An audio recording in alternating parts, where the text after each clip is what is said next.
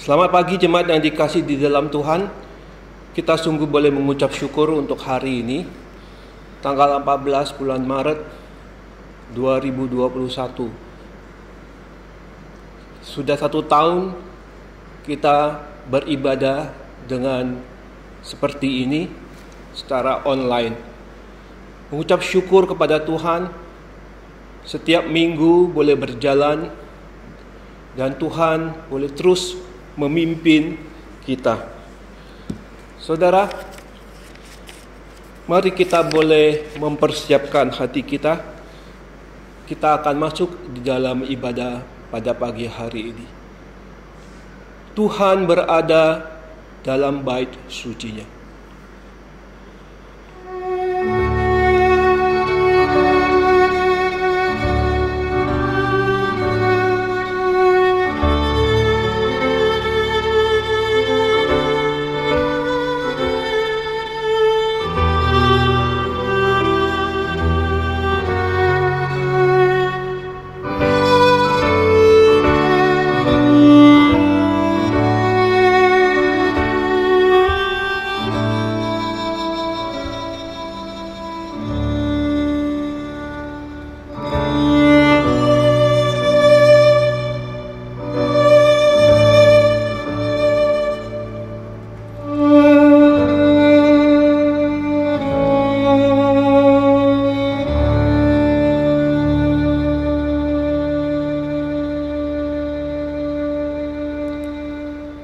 Amin.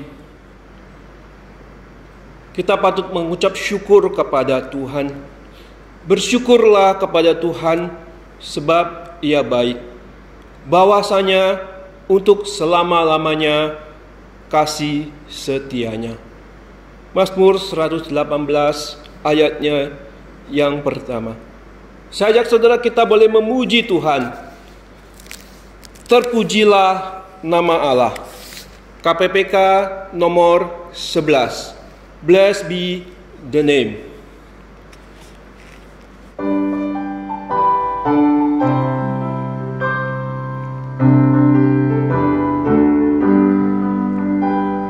Terpujilah nama Allah di tempat yang tinggi, yang utus Yesus ke dunia menebus manusia. Puji namanya, puji namanya, puji mulia namanya. Puji namanya, puji namanya, puji muliakan namanya. Nama Yesus penuh kuasa atas segalanya. Atas tahtanya disembah malaikat. Puji namanya, puji namanya, puji muliakan namanya. Puji namanya, puji namanya, puji muliakan namanya. Musik saja. Nama Yesus sangat ajaib. Dialah Raja Damai yang memerintah segala bangsa sampai selamanya. Pujilah namanya, puji muliakan namanya. Kita akan bersama-sama menyanyikan ayatnya yang ketiga.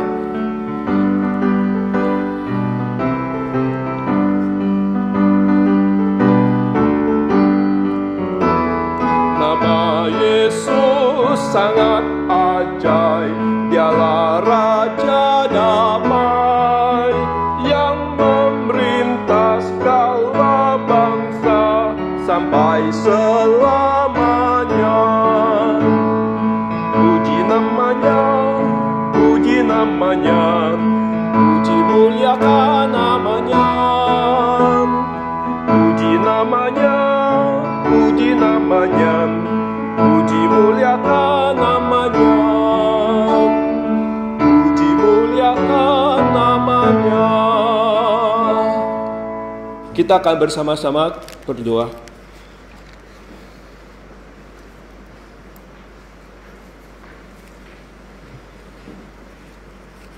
Saudara, mari kita bersama-sama kita akan berdoa. Bapa di dalam surga, terima kasih, kami bersyukur. Pada pagi hari ini kembali kami datang bersama-sama di hadapan Tuhan.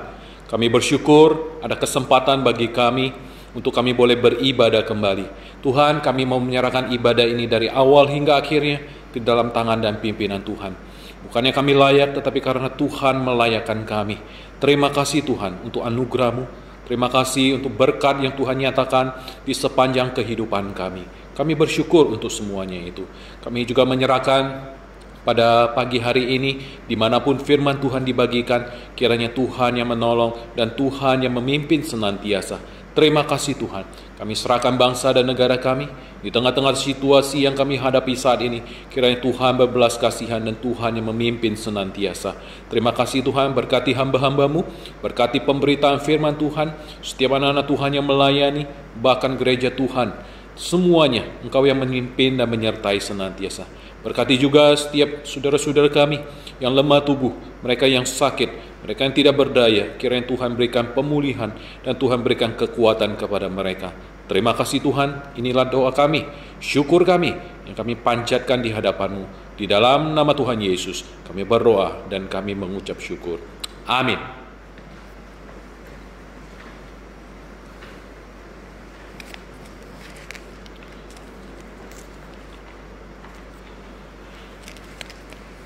Aku akan mengangkat piala keselamatan dan akan menyuruhkan nama Tuhan. Mazmur 116 ayatnya 13. Saya undang kita boleh memuji Tuhan. Satu lagu, Penuhilah Pialaku, Fill My Cup, Lord, KPPK 272.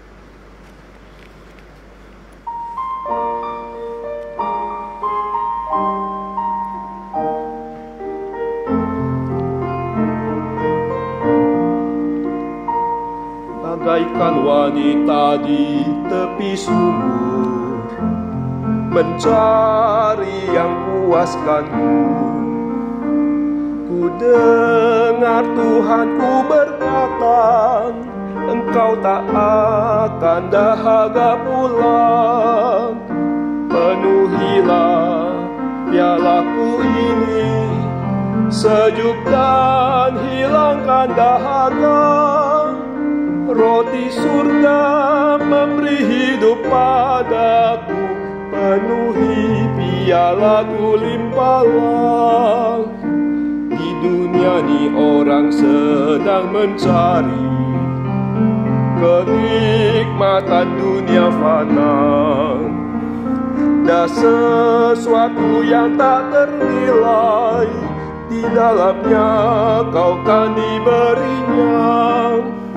Penuhilah pialaku ini, sejuk dan hilangkan dahaga. Roti surga memberi hidup padaku, penuhi pialaku limpahlah. Hai sobatku, apa yang kau dapatkan? Tiada yang memuaskanmu, namun kau akan diselamatkan, asalkan kau mau mohon padanya. Penuhilah pialaku ini, sejuk dan hilangkan dahaga. Roti surga memberi hidup padaku, penuhi pialaku limpahlah.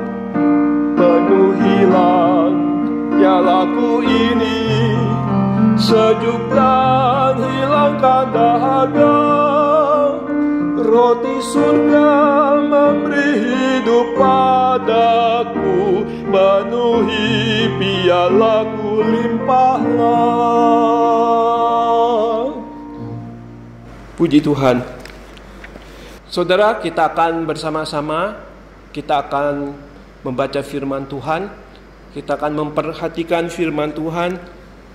Pada pagi hari ini firman Tuhan dari 1 Raja-Raja pasalnya yang ke-11 ayat 1 hingga ayatnya yang ke-13. Saudara, saya akan membacakan 13 ayat firman Tuhan ini, mari kita boleh menyimaknya bersama-sama. Salomo jatuh ke dalam penyembahan berhala. Adapun Raja Salomo mencintai banyak perempuan asing. Di samping anak Firaun, ia mencintai perempuan-perempuan Moab, Amon, Edom, Sidon, dan Het. Padahal tentang bangsa-bangsa itu, Tuhan telah berfirman kepada orang Israel, "Janganlah kamu bergaul dengan mereka, dan mereka pun janganlah bergaul dengan kamu.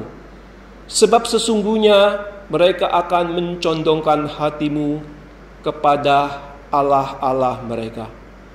Hati Salomo telah terpaut kepada mereka dengan cinta. Ia mempunyai 700 istri dari kaum bangsawan, dan 300 gundik istri-istrinya itu menarik hatinya daripada Tuhan. Sebab pada waktu Salomo sudah tua, istri-istrinya itu mencondongkan hatinya kepada Allah-Allah lain, sehingga ia tidak dengan sepenuh hati berpaut kepada Tuhan Allahnya, seperti Daud ayahnya. Demikianlah Salomo mengikuti Asytoret, dewi orang Sidon, dan mengikuti Milkom, dewa kejijikan sembahan orang Amon. Dan Salomo melakukan apa yang jahat di mata Tuhan, dan ia tidak dengan sepenuh hati mengikuti Tuhan seperti Daud ayahnya. Pada waktu itu Salomo mendirikan bukit pengorbanan bagi Kamos, dewa kejijikan sembahan orang Moab, di gunung di sebelah timur Yerusalem, dan bagi Molok, dewa kejijikan sembahan Bani Amon. Demikian juga dilakukannya bagi semua istrinya, orang-orang asing itu yang mempersembahkan korban ukupan dan korban sembelihan kepada Allah-Allah mereka. Sebab itu Tuhan menunjukkan murkanya kepada Salomo, sebab hatinya telah menyimpang daripada Tuhan, Allah Israel, yang telah 2 kali menampakkan diri kepadanya, dan yang telah memerintahkan kepadanya dalam hal ini supaya jangan mengikuti Allah-Allah lain. Akan tetapi ia tidak berpegang pada yang diperintahkan Tuhan. Lalu berfirmanlah Tuhan kepada Salomo, "Oleh karena begitu kelakuanmu, yakni engkau tidak berpegang pada perjanjian dan segala ketetapanku yang telah kuperintahkan kepadamu, maka sesungguhnya aku akan mengoyakkan kerajaan itu daripadamu, dan akan memberikannya kepada hambamu. Hanya pada waktu hidupmu ini aku belum mau melakukannya, oleh karena Daud ayahmu, dari tangan anakmu lah aku akan mengoyakkannya. Namun demikian, kerajaan itu tidak seluruhnya akan kukoyakan daripadanya. 1 suku akan kuberikan kepada anakmu, oleh karena hambaku Daud, dan oleh karena Yerusalem yang telah kupilih." Sekian jauh kita sudah membaca firman Tuhan. Biarlah firman Tuhan ini boleh mengoreksi diri kita, hidup kita.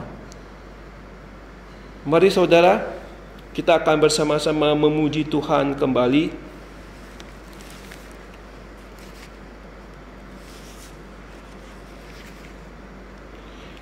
Batu zaman yang teguh, aku mohon berteduh. Sucikanlah hatiku oleh darah rusukmu. Saya ajak kita boleh menyanyi Batu Zaman yang Teguh, KPPK nomor 84.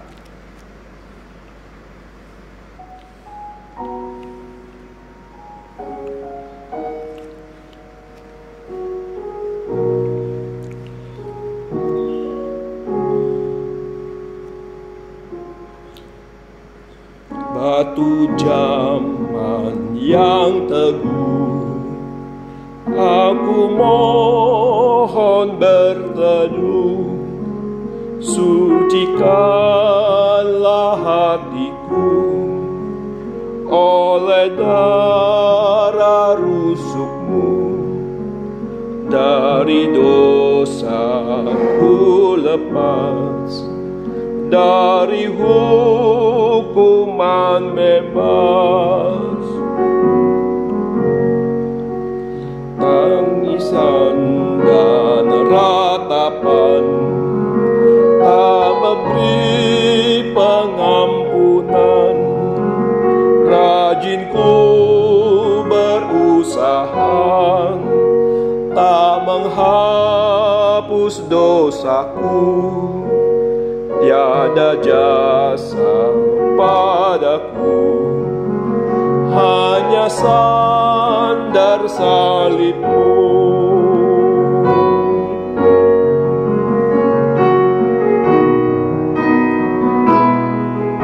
Pada akhir hidupku, waktu tutup mataku,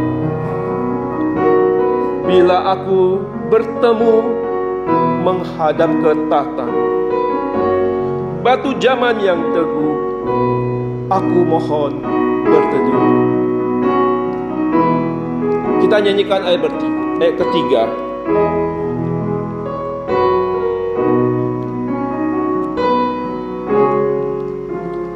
Pada akhir hidupku, waktu tutup mataku, bila aku bertemu menghadap ke tahta-Mu, batu zaman yang teguh, aku mohon berteduh.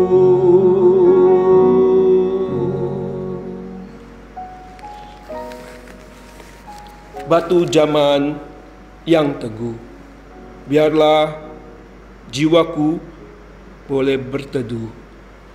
Saudara, kita akan bersama-sama, kita akan mempersiapkan hati kita.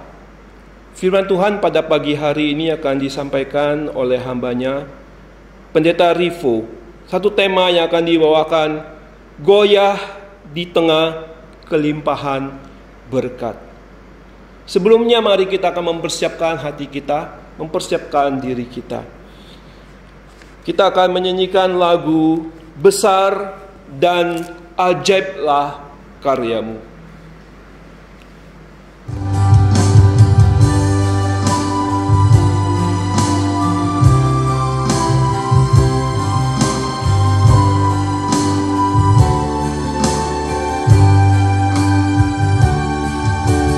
Besar dan ajaiblah karya-Mu, adil dan besarlah jalan-Mu, Raja segala bangsa yang maha kuasa, mulia nama-Mu. Layaklah segala bangsa sujud kepadamu, sebab Kau Allah yang kudus, layak disembah. Besar dan ajaiblah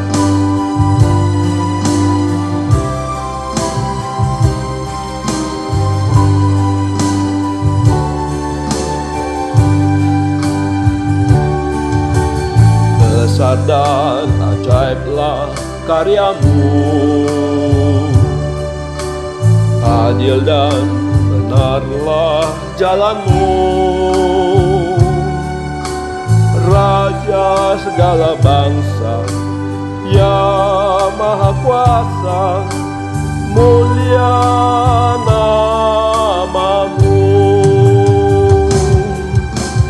Layaklah segala bangsa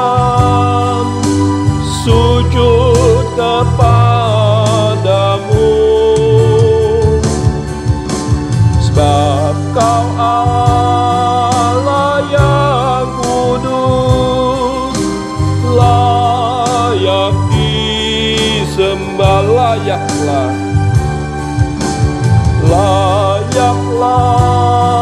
segala bangsa sujud kepadamu, sebab Kau Allah yang kudus, layak disembah, layak disembah.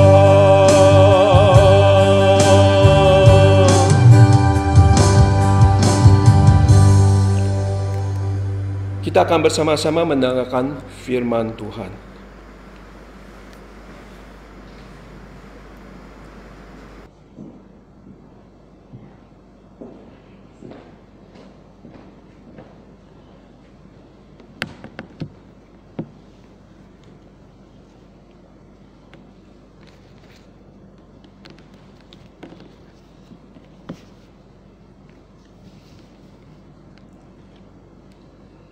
Selamat pagi Bapak Ibu, Saudara-saudara yang dikasihi oleh Tuhan.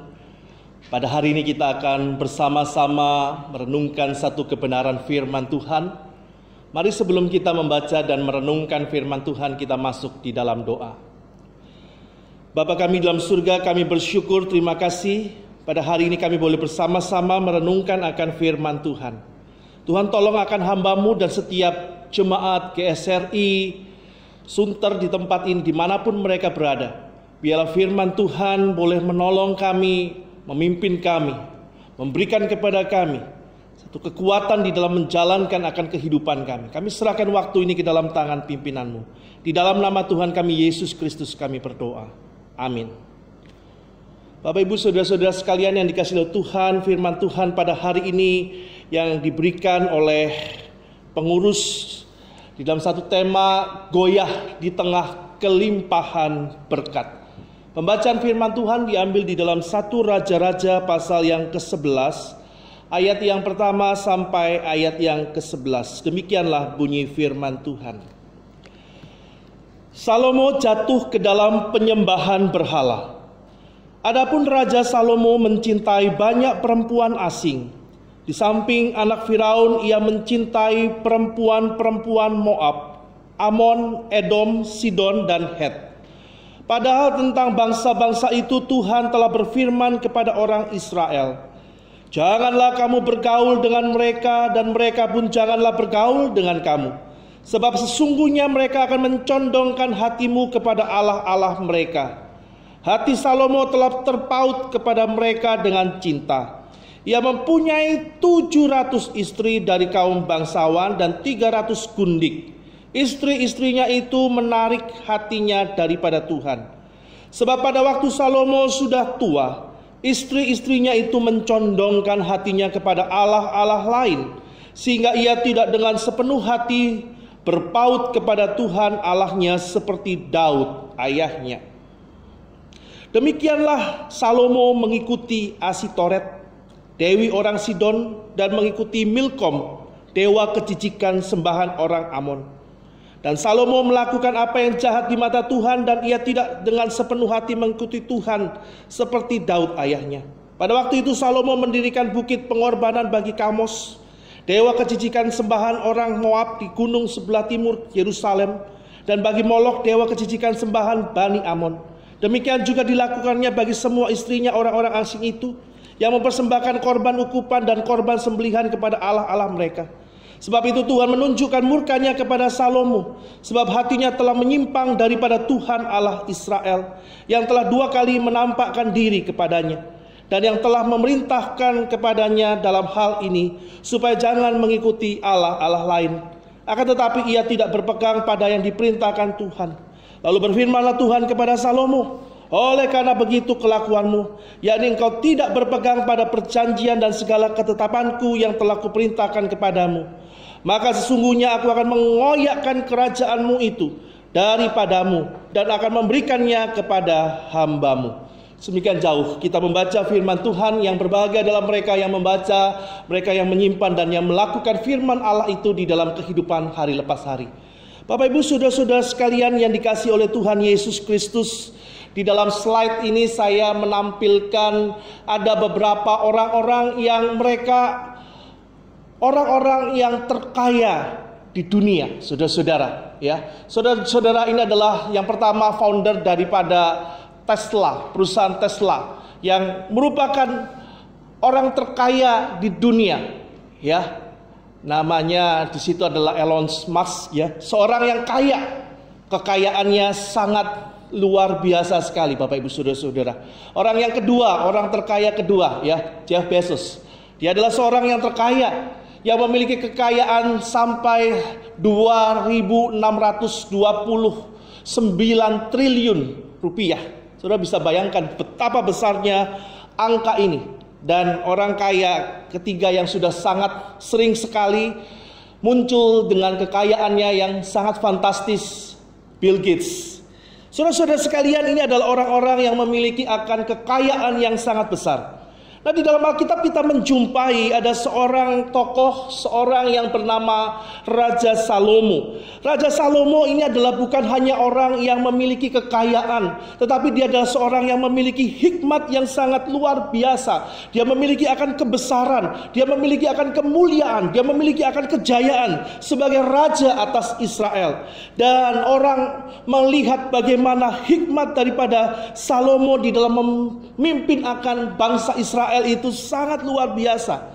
Saudara-saudara sekalian yang dikasihi oleh Tuhan, di dalam Alkitab dicatat bagaimana Salomo, dia adalah orang yang penuh dengan hikmat yang sangat luar biasa. 1 Raja-Raja pasal yang keempat ayat 29 sampai 31. Di situ dikatakan hal yang dikatakan seperti demikian.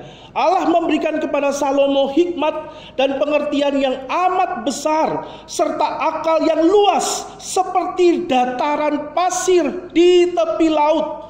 Sehingga hikmat Salomo melebihi hikmat segala Bani Timur, melebihi segala hikmat orang Mesir.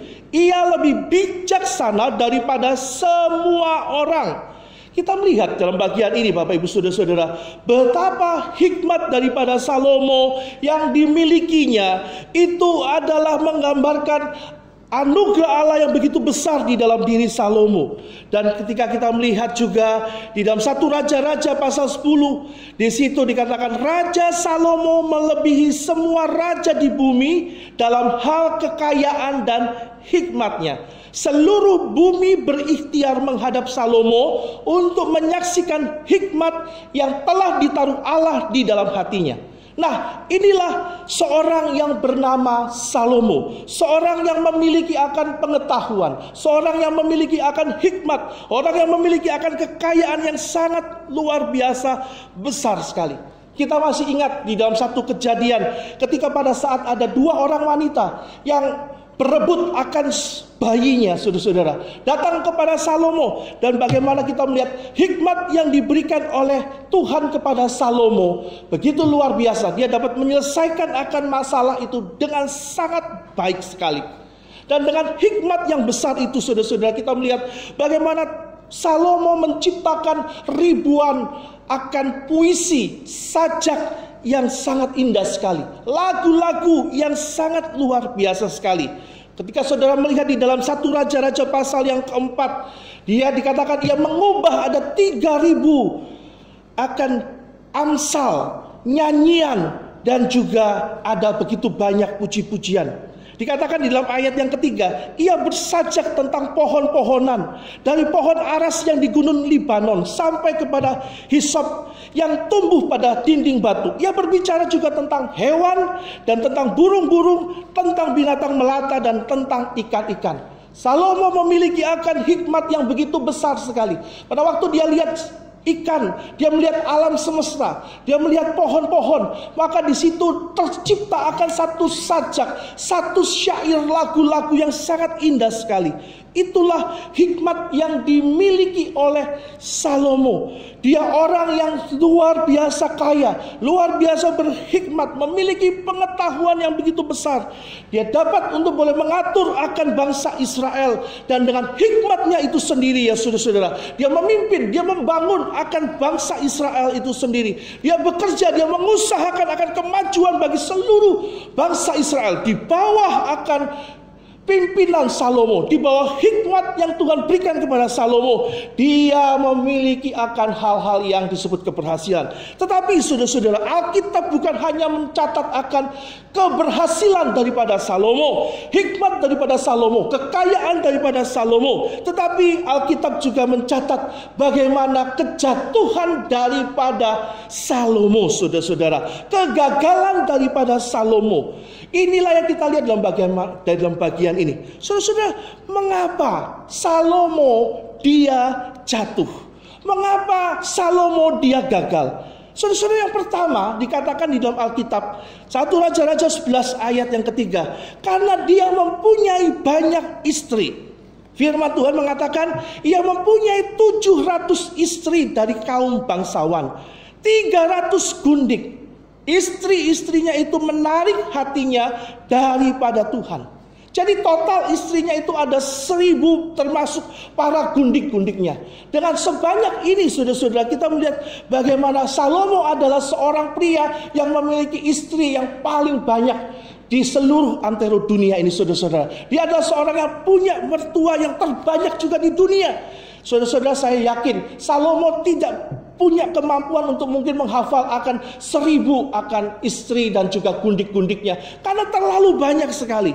Kalau kita bayangkan Salomo dia tidur dengan istrinya setiap malam, dia bergantian. Saudara-saudara, 3 tahun baru dia selesai kembali lagi ke istri yang pertama kembali. Saudara bayangkan hal itu, betapa luar biasanya Salomo, tetapi juga merupakan satu bukti kejatuhannya. Karena apa? Karena dia adalah seorang yang memiliki banyak istri. Saudara penafsir banyak yang mengatakan bagaimana Salomo tidak mungkin hidup sebagai orang yang saleh, karena dia adalah orang yang memiliki banyak istri. Kita bayangkan hari ini saudara-saudara, jikalau ada orang yang punya istri 3, 5, saudara kemudian kita melihat bagaimana mungkin orang yang seperti demikian adalah orang yang saleh, apalagi mungkin punya lebih daripada itu. Salomo memiliki akan 1000 istri dan juga gundik. Memang ini adalah satu hal yang berkaitan dengan fakta. Bagaimana seorang raja, seorang yang berkuasa, maka orang itu saudara-saudara, dia adalah orang yang pada saat itu juga membuktikan kekayaan, kebesaran, kejayaannya dengan memiliki banyak istri atau gundik-gundiknya. Nah saudara-saudara, ini adalah satu kebudayaan pada saat itu untuk menunjukkan kejayaan, kebesaran seseorang sebagai Raja Israel. Maka satu hal yang normal sekali kalau Salomo memiliki akan banyak istri dan gundik-gundik. Tetapi meskipun seperti demikian saudara-saudara, di sini kita melihat bagaimana Salomo sudah melanggar akan firman Tuhan. Salomo tidak mengikuti akan perintah daripada Tuhan, saudara-saudara. Saudara-saudara sekalian, ini membuktikan bagaimana Salomo seorang yang sombong. Dan juga ada yang mengatakan bahwa istri-istri Salomo begitu banyak karena ini adalah istri-istri secara politik, saudara-saudara. Jadi saudara-saudara, untuk memperkuat akan kerajaannya, kerajaan Salomo itu Israel, maka kerajaan-kerajaan, raja-raja yang dekat daripada Raja Israel itu sendiri, mereka kemudian menggabungkan diri. Salomo kemudian menikah dengan anak dari raja-raja itu. Untuk apa? Supaya tidak saling menyerang, supaya raja-raja itu tidak saling bermusuhan. Saudara-saudara, sekalipun demikian, hal ini kita melihat bagaimana Salomo dia tidak hidup takut akan Tuhan. Dia tidak memakai hikmat daripada Tuhan, tetapi dia memakai hikmat daripada manusia. Yang kedua, saudara-saudara, kita melihat dalam bagian ini, Salomo bukan hanya memiliki istri yang banyak, tetapi Salomo dia memiliki banyak istri yang asing. Saudara-saudara, di dalam ayat yang pertama sampai ayat yang kedua di situ dikatakan, Raja Salomo mencintai banyak perempuan asing. Ayat kedua di situ dikatakan, Salomo telah berpaut kepada mereka dengan cinta. Saudara-saudara, di sini kita melihat bagaimana Salomo, yang menjadi masalah adalah Salomo dia menikah dengan perempuan asing. Yang menjadi masalah bukan hanya dia menikah dengan banyak wanita-wanita, tetapi dia menikah dengan perempuan-perempuan asing. Dan hal ini sudah ditegur oleh Tuhan di dalam ayat yang kedua. 1 Raja-Raja 11 ayat yang kedua di situ katakan, janganlah kamu bergaul dengan mereka. Mereka pun jangan bergaul dengan kamu, sebab sesungguhnya mereka akan mencondongkan hatimu kepada Allah-Allah mereka. Jadi Bapak Ibu Saudara-saudara, inilah yang menjadi penyebab akan kejatuhan, kegagalan daripada Salomo. Dia goyah, karena apa? Karena dia memiliki akan banyak istri-istri asing. Hal ini sesuatu hal yang melanggar akan firman Tuhan. Yang selanjutnya, yang ketiga, saudara-saudara, karena dikatakan yang selanjutnya bahwa Salomo dia mendukung, dia membiarkan hal itu terjadi, dia menikmati hal itu, dia memberikan fasilitas-fasilitas untuk orang-orang istri-istrinya itu menyembah kepada berhala-berhala, dan bangsa-bangsa sekitarnya itu pun juga tarik akan kebudayaan mereka, dan mereka orang-orang Israel pada akhirnya menyembah kepada dewa-dewa kafir. Saudara-saudara, Salomo membangun pusat-pusat penyembahan, bukit-bukit pengorbanan untuk menyembah dewa-dewa kafir dari bangsa-bangsa yang adalah istri-istrinya yang kemudian masuk di dalam kehidupan daripada Salomo. Bapak Ibu Saudara-saudara sekalian yang dikasihi dalam Tuhan, di dalam bagian ini kita melihat bagaimana Salomo mendirikan bukit pengorbanan bagi Kamos, dewa kejijikan sembahan orang-orang Moab, di gunung di sebelah timur Yerusalem, dan bagi Molok, dewa kejijikan sembahan orang-orang asing. Bapak Ibu Saudara-saudara sekalian, kita bisa membayangkan agama-agama kafir ini kemudian masuk, dan kemudian dipersilakan, bukan hanya itu, tetapi difasilitasi, diberikan tempat oleh Salomo. Dan inilah kegagalan, kejatuhan daripada Salomo. Dan yang keempat, saudara-saudara, Salomo dia mengalami kejatuhan. Sekalipun dia seorang yang berhikmat, seorang yang memiliki akan pengetahuan, saudara-saudara, yang menjadi penyebabnya adalah karena dia sampai pada masa tuanya tidak bertobat, tetapi sampai pada masa tuanya, saudara-saudara, dia kemudian tertarik kepada penyembahan berhala yang dimiliki oleh para istri-istrinya. Di dalam 1 Raja-Raja pasal 11 ayat yang keempat dikatakan seperti demikian, sebab pada waktu Salomo sudah tua, saudara, di sini dikatakan jelas, istri-istrinya itu mencondongkan hatinya kepada allah-allah lain, sehingga ia atau Salomo tidak dengan sepenuh hati berpaut kepada Allah sampai masa tuanya. Di sini kita melihat bagaimana Salomo bukan hanya memberikan izin, dia bukan hanya menikah dengan istri-istri yang dari bangsa kafir, dia bukan hanya memberi izin, dia juga memfasilitasi, dia membiarkan, tetapi dia melakukan itu sampai masa tuanya. Bapak Ibu Saudara-saudara, di sini kita melihat kegagalan, kejatuhan daripada Salomo. Di tengah-tengah begitu limpahnya berkat Tuhan, di tengah-tengah kesuksesan yang dimiliki, pertanyaannya Bapak Ibu Saudara-saudara, mengapa Salomo yang begitu hebat, mengapa Salomo yang punya pengetahuan, mengapa Salomo yang memiliki hikmat Tuhan yang begitu besar itu, tetapi dia tidak memakai hikmat Tuhan itu dengan sungguh-sungguh, tetapi dia justru jatuh di dalam dosa-dosa kekafiran karena dia mengikuti akan allah-allah dari istri-istrinya yang kafir. Saudara-saudara, ada beberapa hal yang kita bisa pelajari dalam bagian ini. Yang pertama, saudara-saudara, kenapa Salomo seorang yang berhikmat tetapi dia pada akhirnya dia gagal? Saudara-saudara, yang pertama, Salomo dia gagal, dia jatuh, saudara-saudara, dia goyah. Karena apa? Karena dia merasa dirinya adalah orang yang tidak mungkin jatuh di dalam dosa. Inilah akar permasalahannya, saudara-saudara. Karena dia merasa begitu percaya diri, dia merasa dirinya begitu yakin, dia nggak mungkin kok jatuh, dia nggak mungkin kok goyah, dia nggak mungkin kok melakukan hal-hal yang disebut dengan penyembahan berhala.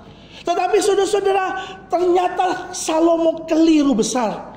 Ketika dia mengizinkan akan kekafiran itu terjadi, dosa itu masuk ke dalam kerajaannya, dosa itu menyelinap di dalam orang-orang Israel. Saudara-saudara, pada akhirnya dosa itu menghancurkan dan juga memberikan satu penghukuman kepada umat Tuhan pada saat itu, yang dimulai di dalam diri Salomo, yang menjadi satu contoh kegagalan seorang pemimpin yang tidak takut akan Tuhan. Bapak Ibu saudara-saudara sekalian, Salomo merasa diri kuat, merasa diri begitu punya hikmat, merasa punya pengetahuan, punya kekayaan. Dia mengandalkan semuanya itu, dia mengandalkan hikmatnya itu, dan dia merasa diri oke, dia merasa dirinya baik, tidak mungkin bisa jatuh. Tetapi inilah yang terjadi saudara-saudara. Orang yang paling lemah bukanlah orang yang tidak bisa berbuat apa-apa, tetapi orang yang paling lemah di dalam hidup ini adalah orang yang merasa dirinya kuat, orang yang merasa dirinya mampu, orang yang merasa dirinya sanggup melakukan ini dan itu. Sebab itu Paulus mengatakan di dalam 1 Korintus 11, siapa yang menyangka bahwa dia teguh berdiri, hati-hati, jangan-jangan dia dapat jatuh. Bapak Ibu saudara-saudara sekalian, di dalam bagian ini kita mengingat juga pengalaman daripada Petrus. Di malam ketika Tuhan Yesus hendak diserahkan, Tuhan Yesus mengatakan, hati-hati, di antara kamu ada yang akan menyerahkan aku. Hati-hati, di antara kamu ada yang mengkhianati aku. Kemudian Petrus berkata kepada Tuhan Yesus, jika semua orang tergoncang imannya karena engkau, tetapi aku sekali-kali tidak. Petrus merasa dirinya sanggup, merasa dirinya oke, merasa dirinya adalah orang yang sanggup untuk berdiri. Dia tidak mungkin jatuh di dalam dosa. Tetapi apa yang terjadi saudara-saudara, ketika seorang anak kecil kemudian mengatakan, bukankah engkau adalah pengikut Kristus? Petrus kemudian dia melarikan diri dan berkata, aku bukan pengikut daripada orang yang hendak disalibkan itu. Saudara-saudara, Salomo begitu merasa dirinya hebat. Pada waktu Salomo merasa dirinya begitu hebat, dia tidak mungkin jatuh ke dalam dosa. Inilah titik kelemahan, titik kejatuhan daripada Salomo. Dan pada saat itu saudara-saudara, Allah lepas tangan. Bapak Ibu saudara-saudara, di dalam hidup kita seringkali kita merasa diri kita paling berhikmat, paling kaya, paling punya pengalaman, paling bisa melakukan ini dan itu. Saudara-saudara, di dalam masa pandemi COVID-19 ini, saudara-saudara, di sini membuktikan bahwa kita adalah orang-orang yang begitu lemah. Saudara dan saya bukanlah orang-orang yang kuat. Saudara dan saya bukanlah orang-orang yang sanggup mengatasi hidup ini. Bapak Ibu saudara-saudara sekalian, ada begitu banyak jemaat-jemaat yang pada saat mengalami pandemi COVID-19 ini saudara-saudara, mereka orang-orang yang punya segala sesuatu, mereka punya akan kekayaan, tetapi justru di dalam keadaan demikian mereka adalah orang-orang yang paling lemah saudara-saudara. Orang-orang yang paling lemah saat ini adalah bukan orang-orang yang tidak punya kekayaan, tetapi orang-orang yang paling lemah adalah orang-orang yang merasa dirinya paling kuat. Saudara-saudara, berapa banyak orang yang bersembunyi, tidak berani melakukan ini dan itu, saudara-saudara, masuk ke dalam rumahnya. Padahal mereka punya kekayaan yang begitu besar, mereka punya akan pengetahuan yang begitu banyak. Di sini membuktikan, saudara-saudara, jangan pernah mengandalkan kekuatanmu sendiri. Salomo merasa dirinya tidak mungkin jatuh, tidak mungkin bisa kemudian menyembah kepada berhala. Tetapi disitulah titiknya kelemahannya. Sehingga kita perlu setiap waktu saudara-saudara kita merefleksikan hidup kita. Kita senantiasa dekat kepada Tuhan. Banyak orang Kristen ketika dia dekat kepada Tuhan pada saat-saat dia mau menikah. Banyak orang Kristen dekat kepada Tuhan pada saat-saat dia sedang di pintu depan pintu rumah sakit.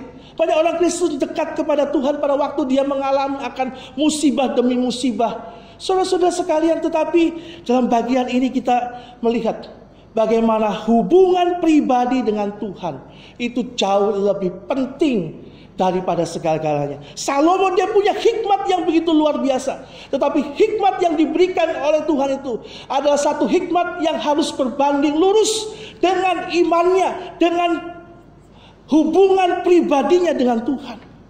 Salomo dia merasa dirinya kuat, tetapi itulah sumber kejatuhannya.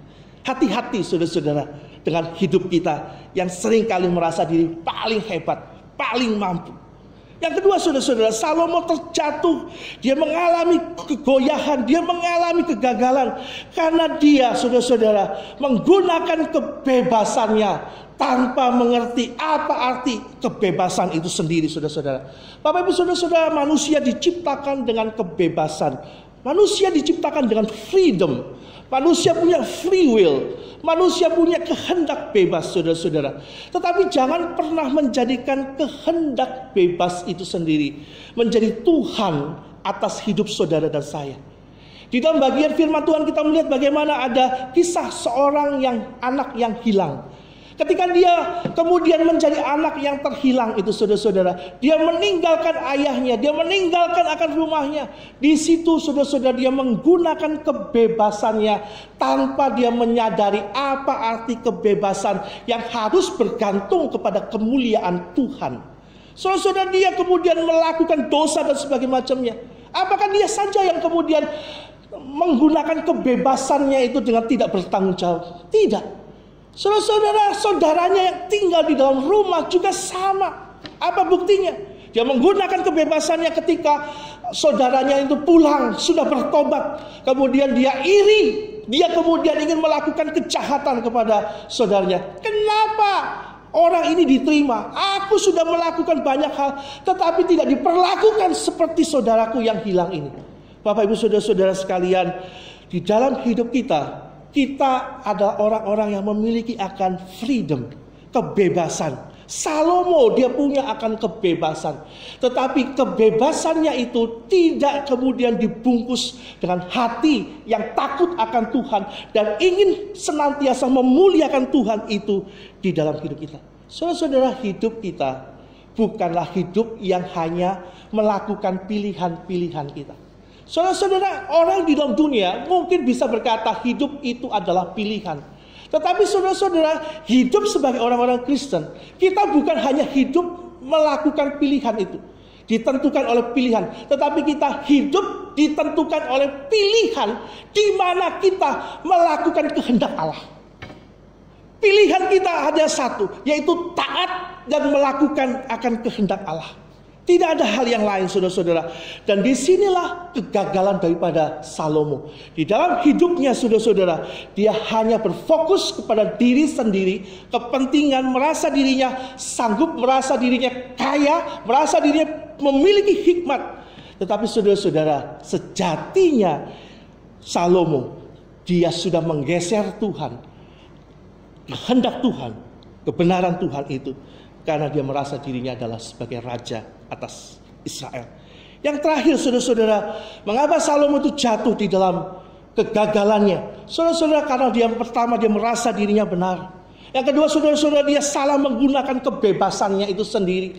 Yang ketiga, saudara-saudara, Salomo dia jatuh karena dia mengejar kepuasan duniawi yang tiada habisnya itu sendiri. Saudara-saudara, di dalam bagian tadi saya sudah jelaskan bagaimana Salomo dia mencintai begitu banyak perempuan-perempuan asing. Ya, kenikmatan-kenikmatan yang diperoleh oleh Salomo, kepuasan-kepuasan yang dikejar dunia ada pada diri Salomo. Saudara-saudara, tetapi kita melihat bahwa dunia dan segala isinya semuanya itu tidak pernah memuaskan kita. Standar kepuasan yang tertinggi itu apa sih? Apa sih yang bisa memuaskan kita, saudara-saudara? Apakah kepuasan akan seksual? Apakah kepuasan akan materi, saudara-saudara? Ada banyak orang yang memuaskan dirinya dengan seks. Dia memuaskan dengan seksualitasnya, dengan memuaskan dengan hawa nafsunya. Tapi sampai berapa jauh? Dan begitu banyak orang yang memuaskan hawa nafsunya, seksnya, sampai-sampai dia kemudian dia mengalami sakit karena seks yang begitu luar biasa dilakukan. Ada orang-orang yang kemudian dia mengejar kepuasan dengan materi, sampai pada akhirnya dia kehilangan kesehatan, dia kehilangan segala sesuatunya. Saudara-saudara sekalian, ketika kita mengejar kepuasan dunia, kita tidak akan pernah puas sampai kapanpun juga. Dan inilah yang dibuktikan di dalam diri Salomo. Salomo jatuh karena dia lupa bahwa kepuasan yang sejati itu hanya diwakili di dalam kita melakukan akan kehendak Tuhan. Tidak ada cara yang lain, tidak ada hal yang dapat kita lakukan, tidak ada yang dapat memuaskan hidup kita selain kita bergantung kepada Tuhan. Mari Bapak Ibu saudara-saudara sekalian yang dikasihi oleh Tuhan Yesus Kristus. Dalam waktu-waktu seperti demikian, di tengah-tengah kehidupan kita yang penuh dengan mengalami pergumulan demi pergumulan, saudara-saudara, marilah kita kembali kepada Tuhan. Kembali memiliki satu relasi dengan Tuhan. Kembali memiliki satu hubungan bersama-sama dengan Tuhan. Di tengah-tengah kehidupan ini ada begitu banyak godaan, ada begitu banyak hal yang bisa menggoda kita, yang membuat kita kemudian goyah dan jatuh. Tapi kita belajar daripada Salomo. Bagaimana Salomo dia gagal untuk memiliki relasi dengan Tuhan. Sehingga hikmat yang dia pakai bukan hikmat daripada Tuhan, tetapi hikmat daripada manusia, hikmat dari dunia ini. Saudara-saudara, marilah kita kembali kepada Tuhan. Kembalilah kita mencari wajahnya, memiliki satu relasi kembali dengan Tuhan. Dan itulah yang akan memuaskan hidup saudara dan saya. Kiranya Tuhan memberkati akan firman Tuhan dan menolong kita untuk terus berjalan di tengah-tengah pertolongan Tuhan, limpahan berkat, ataupun di tengah-tengah pergumulan, kesulitan, air mata, sakit penyakit yang saudara alami. Tuhan memberkati kita semua. Mari kita masuk dalam doa. Kami bersyukur Tuhan untuk firman Tuhan pada hari ini. Sekali lagi mengingatkan kepada kami ya Tuhan, betapa hidup kami bukanlah orang-orang yang kuat. Seringkali kami merasa diri kami kuat. Seringkali kami merasa diri kami sanggup. Seringkali kami merasa diri kami hebat. Seringkali kami merasa diri kami berpengalaman. Seringkali kami memiliki akan segala sesuatu. Kami menganggap diri kami sanggup mengatasi. Tetapi ya Tuhan, kembali Engkau mengingatkan bahwa kami bukan siapa-siapa. Kami hanyalah debu dan tanah. Kami tidak memiliki kekuatan apapun selain kami bergantung kepada Tuhan. Tuhan tolong kami.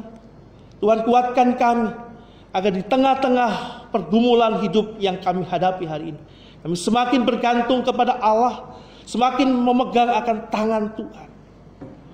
Terima kasih Tuhan untuk firman-Mu. Kiranya Tuhan menolong kami untuk kami boleh melakukan firman Tuhan ini dalam hidup kami. Hanya di dalam nama Tuhan kami Yesus Kristus kami berdoa. Amin.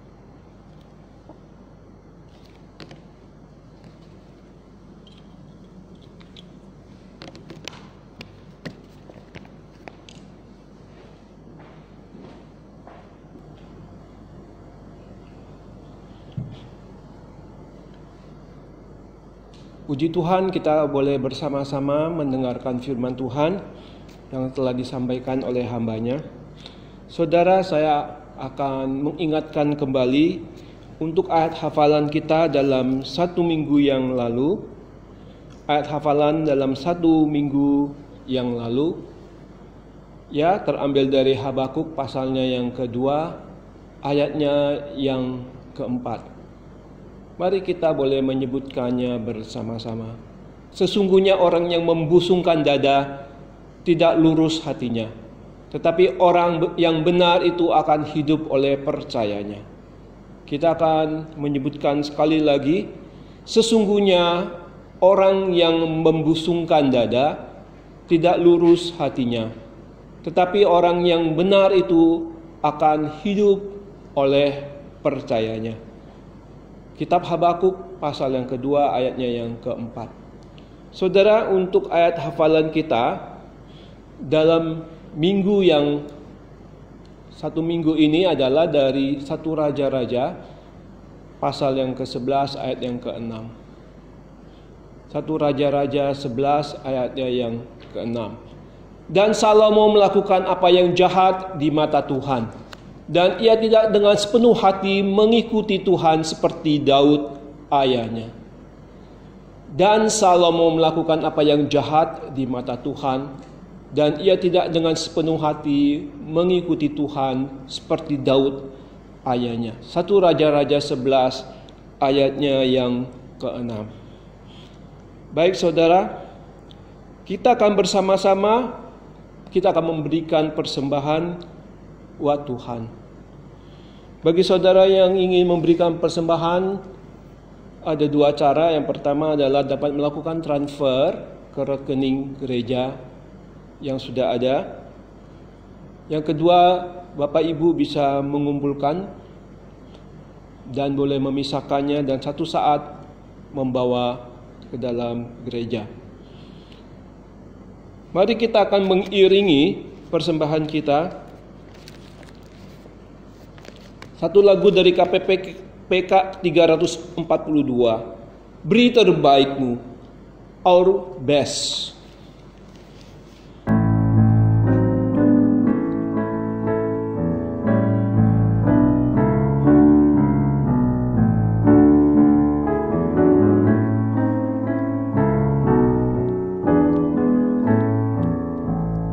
Dengar seruannya, beri terbaikmu, rendah atau tinggi dia melihat, kerja semampumu, tak menuntut, tak perlu dipuji dia yang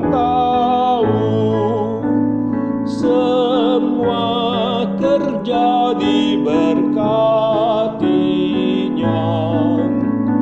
Dia mau kita berhati sungguh, meski yang kau mampu tak berarti, melayanilah dia sekuatmu. Tak ingin dipuji, tak tergoyang, memperkenankannya dia senanglah, kerja dengan sungguh tak mengeluh, semua ditempuh sebaikmu, semua kerja diberkatinya. Dia mau kita berhati sungguh, meski yang kau mampu tak berarti, melayanilah dia sekuatmu. Kita akan memberikan persembahan kita. Kita akan nyanyikan ayat yang ketiga. Hari kan berlalu dengan pesan, bekerjalah cepat, dia akan uji, tak kala ia datang, damai senang, ada pahala sedang menunggu,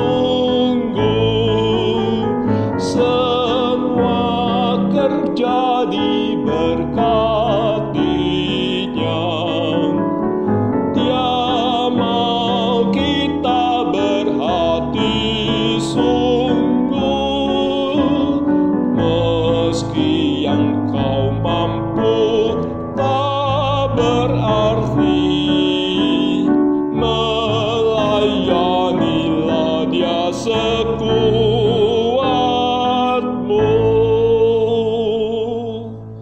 Layanilah dia sekuatmu, berilah kepada Tuhan yang terbaik darimu.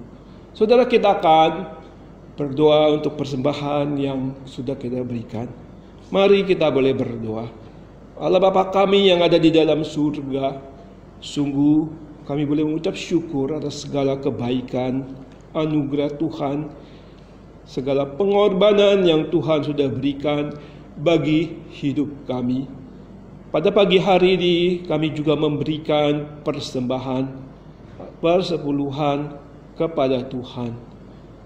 Biarlah ini Tuhan boleh menjadi satu ucapan syukur, ucapan terima kasih kami kepadamu. Terpujilah namamu Tuhan, biarlah Tuhan boleh memberkati persembahan kami. Mungkin persembahan kami tidak berarti bagi Tuhan, karena persembahan kami kecil. Tapi Tuhan, kami boleh memberikan yang terbaik setulus hati kami. Biarlah Tuhan boleh memakai persembahan ini menjadi satu kemuliaan bagi nama Tuhan. Kami berdoa bagi mereka yang mengelola untuk uang ini. Biar mereka mengelola dengan bijaksana daripadamu Tuhan. Terpujilah namamu. Hanya di dalam nama Tuhan kami, Tuhan yang sudah mati bagi kami. Haleluya. Amin. Saudara, kita sudah memberikan persembahan kita. Kita akan bersama-sama, kita boleh mendengarkan warta.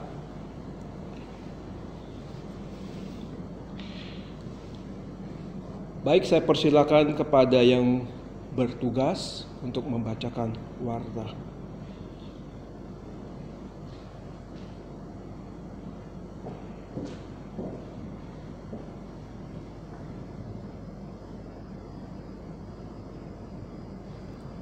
Baik Bapak Ibu, mari kita memperhatikan sejenak. Ada beberapa warta yang harus kita perhatikan di dalam minggu ini.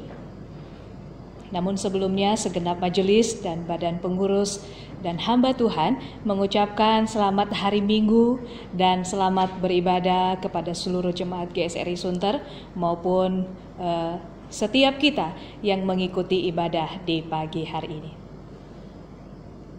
Majelis dan Badan Pengurus GSRI Sunter mengucapkan terima kasih kepada Bapak Pendeta Rivo Panambunan dari GKI Bungur atas pemberitaan firman Tuhan pada hari ini. Tuhan memberkati pelayanan Bapak. Kami juga selalu menghimbau dan mengajak seluruh jemaat GSRI Sunter untuk bersama-sama bergabung di dalam grup Share and Grow Together untuk saling peduli, saling memperhatikan, dan kita saling mendoakan bersama. Bagi jemaat juga yang terbeban dan yang tergerak hatinya untuk mendukung kegiatan kita di dalam gereja ini, khususnya gerakan GSRI Sunter Peduli, Bapak Ibu dapat memberikan dan menyalurkannya ke nomor rekening gereja, dan kita dapat memperhatikan kode transfer ketika Bapak Ibu mentransfernya. Kita dapat menambahkan Rp12 di belakang nominal yang akan kita transfer. Kami juga selalu mengajak dan menghimbau seluruh jemaat GSRI Sunter dan setiap kita untuk selalu bersama-sama mengikuti ibadah atau kebaktian doa tengah minggu maupun kebaktian doa pagi pada hari Sabtu. Kiranya kita boleh terus bertumbuh di dalam 2 kebaktian doa dalam 1 minggu ini. Kita juga perhatikan Bapak Ibu untuk jadwal akan kegiatan kita atau ibadah kita dalam 1 pekan ini. Sekolah minggu, kaum muda, ada persekutuan wanita, ada kebaktian doa tengah minggu dan kebaktian doa pagi. Dan semuanya kita boleh atau bisa mengikutinya melalui Zoom. Mari kita juga perhatikan Bapak Ibu untuk jadwal ibadah Malam Kesengsaraan, Jumat Agung, PW, dan Paskah tahun 2021. Ada Malam Kesengsaraan, di sana nanti kita akan bersama-sama ikut di dalam perjamuan Kudus Tuhan, itu pada hari Kamis tanggal 1 April pukul 19 WIB. Dan ada Jumat Agung, kita akan boleh memperingati akan kesengsaraan Tuhan Yesus atau kematian Tuhan Yesus di atas kayu salib pada tanggal 2 April pukul 9 pagi. Dan pada hari Minggu kita boleh bersama-sama merayakan Paskah pada tanggal 4 April mulai pukul 9 pagi. Kita juga boleh bersukacita dan bersyukur kepada Tuhan, di mana dalam minggu ini ada beberapa saudara-saudari kita yang boleh berulang tahun. Pada tanggal 9 Maret 2021 ada Bapak Anwar Leonardi. Pada tanggal 9 Maret ada juga Saudari Denis Simon. Saudara Denis Simon. Pada tanggal 14 Maret 2021 ada Ibu Lim Aiten. Dan pada tanggal 14 Maret 2021 ada Bapak Effendi. Segenap majelis, badan pengurus dan hamba Tuhan mengucapkan selamat ulang tahun kepada saudara-saudari yang berulang tahun dalam minggu ini, dan Tuhan Yesus memberkati kita.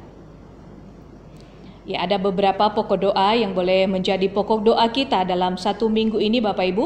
Bapak Ibu dapat memperhatikannya di dalam warta yang sudah dibagikan maupun di dalam slide ini. Demikian warta yang boleh kita perhatikan dan simak bersama-sama Bapak Ibu. Dan mari kita boleh mengakhiri akan ibadah kita pagi hari ini, doksologi dan doa berkat, serta doa untuk yang berulang tahun dalam minggu ini sekaligus dipimpin oleh Pendeta Rudi Mega.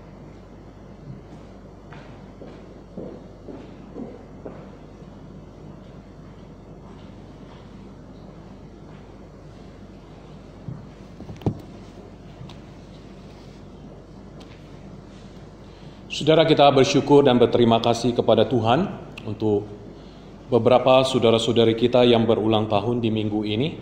Saudara, mari kita bersama-sama, kita akan berdoa dan kemudian kita akan menaikkan pujian doksologi dan kemudian kita akan terima berkat Tuhan. Bapa di dalam surga, segala puji syukur kami panjatkan di hadapan Tuhan. Kami berterima kasih untuk beberapa saudara-saudari kami yang di minggu ini berulang tahun. Kami bersyukur untuk penyertaan dan pimpinan Tuhan bagi kehidupan mereka. Kami bersyukur untuk Bapak Anwar Leonardi, bersyukur untuk Saudara Dennis, bersyukur juga untuk Ibu Lim Aiden, dan juga Bapak Effendi. Keempat saudara kami ini kami serahkan ke dalam tangan dan pimpinan Tuhan. Kiranya Tuhan yang berkati, Tuhan pimpin perjalanan kehidupan mereka, di dalam pekerjaan, di dalam usaha mereka, bahkan di dalam rencana-rencana mereka ke depan. Terima kasih Tuhan, inilah doa kami, syukur kami. Hanya di dalam nama Tuhan Yesus kami berdoa dan kami mengucap syukur. Amin. Kita naikkan pujian doksologi.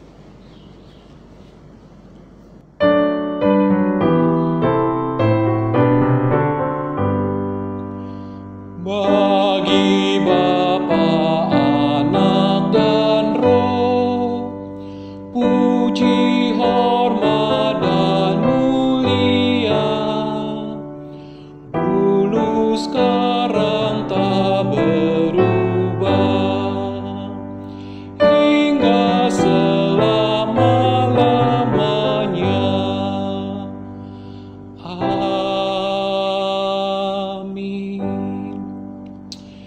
Jemaat yang terkasih di dalam Tuhan, arahkanlah hidupmu dan bawalah kebenaran firman Tuhan yang sudah disampaikan. Biarlah firman Tuhan ini boleh menjadi rema di dalam perjalanan kehidupan kita.